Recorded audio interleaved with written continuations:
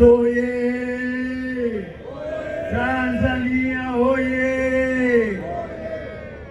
Mheshimiwa Waziri wa Habari, Utamaduni, Sanaa na Michezo, Mheshimiwa Mkuu wa Mkoa wa Dar es Salaam, ndugu zangu wana michezo, ndugu zangu waandishi wa habari, wachezaji wa timu ya taifa ya Jamhuri ya Muungano wa Tanzania, nimepewa dakika mbili na mimi nataka kuzitumia kumkaribisha Mheshimiwa Mkuu wa Mkoa kabla ya Mheshimiwa Waziri, lakini niseme jambo moja tu.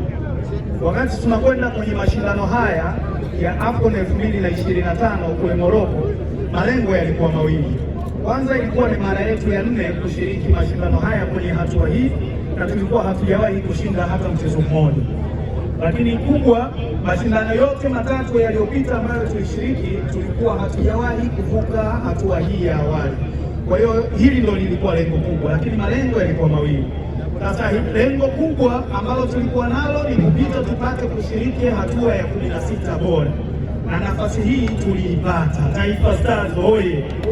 Vijana wetu waliupiga, na kwa mara ya kwanza tukiwa hai tumeona kwa macho yetu vijana hawa namna ambapo walitendea haki bendera ya taifa hili la Tanzania na kuweza kupata nafasi ya kushiriki kwenye 16 bora.